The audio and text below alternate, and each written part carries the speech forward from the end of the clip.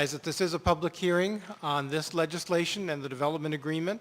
We'll ask people to please speak directly to your issues, concerns, thoughts, what you like, what you don't like, anything that you'd like to recommend for possible changes or for further evaluation as we move through this process. We will I'll call three names at a time. Samuel Bolomio. Yeah, my name is Sam Bellamy. I'm here with StandUP-America, but this, I come to your meetings all the time. You know who I am, but this meeting is a little closer to home because Capitol Hill is my home, and I've been watching the gentrification and the high-rises going, and people stealing our culture and pushing us further out, and you're blindly listening to the developers, not the community. The community doesn't feel like it has input. And not only do they not feel it, it's true. And this is what I'm disgusted with, and that's why I come speak to you guys, that we need more public participation. This is an awesome display. You're coming in at 5:30 after work hours outside of City Hall. This is what we want you to do. But you're still passing BS. I was listening to the credit for the tax credit, what's it called? When you pour... Multifamily tax incentive. Multifamily tax exemption. To the development agreement. So 12 years that they're required to do it. But the AMI is only required at 80%. So while Yesler Terrace had typically about a 30% AMI, they're being forced out, and then the AMI is raised up to 80%, and then you're going to have the tax exemption for 80%. So you're pushing out all the poor out of the area, and so people can't live here. And then you have the micro housing, which is also making smaller square footage at a higher price, so you're losing more families in the Capitol Hill area. You're changing the identity of what this community was built on, and I'm feeling more and more disgusted the more I see that it's pushed through. You have on the Sound Transit Board has King County Regional Transit Committee, also has people on the same board, and then you have the people in the PRC, and they all operate within the same boards. Please keep your comments on the Will you shut up and let me speak? I'm speaking directly to it. This is what I'm talking about. I'm concerned. I'm telling you exactly. You're telling me to stay on topic. This is the topic. This is my community, and you don't have the right to interrupt me. Now stop. So what I'm concerned about... Please speak to the development agreement. That is the subject of this hearing. The developer agreement was done by the Sound Transit Board. He was just talking about it. So I'm telling you that the people on the board for the King County Regional Transit Board have the same people on the Sound Transit Board as well as on the PRC, and it's just the collusion of government bodies deciding for the citizens of what they should do, saying that you're creating organizations that are helping us when they're not listening to us. So my time is up, so I thank you for interrupting me and showing how pompous you are. All right. Thanks very much for that compliment. Mr. Zimerman will be followed by Chris Curtis and Joel Sisalik.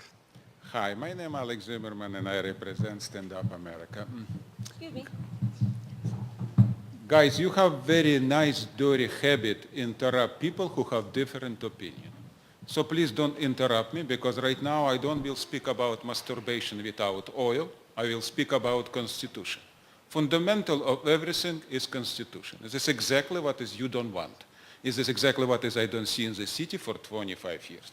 Interruption and give opinion about your point of view does not mean my point of view. When my point of view different about exactly same, I have right explain this about this. So when you thinking in different ways than me, it's 300 million people around. It's possibility every have some different opinion about how many finger, one or two. You understand? So question right now is very simple. Why you acting like degenerate idiot? Because when you don't give chance speakers, you know what Please it means by... Please speak to the development agreement. That is the purpose is of this exactly public what hearing. is I want to explain. It's exactly what is I want to explain to you. When you don't give me fundamental points, speak about business. When you don't give me chance, make an opinion about fundamental, how we can talk about something what is next step, is very simple. When you don't give a chance, speak every time like supposed to be by Constitution and freedom of speech in common business sense, it's exactly happen. Why you interrupt? Because it's exactly what is you want control. You control people. Is this happened for a long time? You're acting like organized criminal, like a mafia. If you're talking about this, talking in talking. But you're not alone.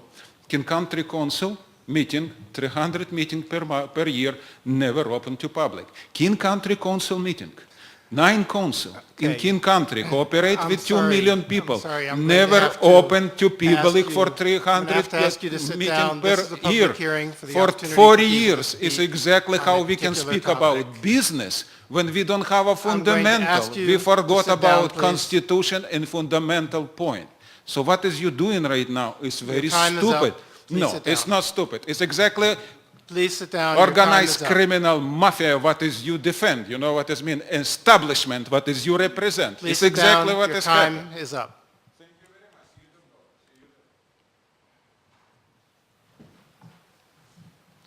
And Dennis Saxman will be followed by George Piper and Gina Biber, I believe it is. Okay, Are we ready to go? go ahead. Okay. I have sent letters to all of you registering my objections to the so-called community process and the previous version of the development agreement. This one is very different. It didn't seem to cover a lot of matters that I raised in objections to the first one, so I'm wondering what's up with that. But as I've said before, and I'd just like more people in the public to know, this has not been a truly neighborhood-wide process. It's been the usual group of neighborhood brokers and their allies deciding what was going to be best at the neighborhood. I was at most of these events. I left one of the design charades when, remember, the Seattle Planning Commission stood up and started drawing on the plans, and Michael Wells started talking, and me and just regular Joes and Jills from the community could not get a word in edgewise. I told Vanessa that day, I said, I'm leaving. This process is a usual sham of architects, developers, and their friends, and interested people, people who are financially interested in these properties, setting up things so they can have a successful bid. And I am not in favor, even though I'm gay, of the proposed lesbian, gay, bisexual, transgender center, because I don't think that was fully vetted with the community. And there are other members of the community who work much longer around the idea of having a full, a community center open to all groups in the community. And I think that's the way it should be. As I say, I attended most of these events. I felt privileged, but I was there, but I really didn't have a voice. And people that think like me didn't have a voice and don't have an impact to this day. Thank you. George Piper? Is there anyone else who would like to speak at this time? Yes, please go to the microphone and is this your name?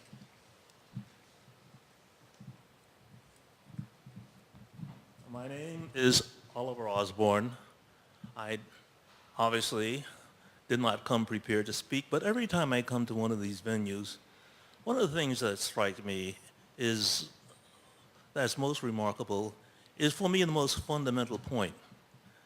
And as I have moved around from city to city in the United States and in other places and watched the development of transportation, I'll reference the Second Avenue subway or New York City too. When they build stations, they bore under, they build the station under, and they pop up the entranceway. Seattle had the capacity to do this. We have the tunnel downtown. We didn't destroy whole buildings to build that tunnel. We built it underground and popped up stations. I was fascinated, stupefied, to see all that land cleared for this station on Capitol Hill. And I was recently up in the Roosevelt district and saw all the land cleared there. And the only conclusion I came to is this is a very sophisticated land grab. And I have always been curious as I move from one meeting to the next meeting to understand that no one has pointed this out.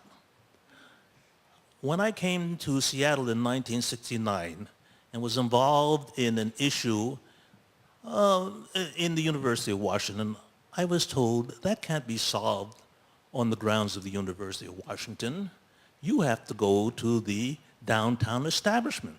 And the downtown establishment wants it this way.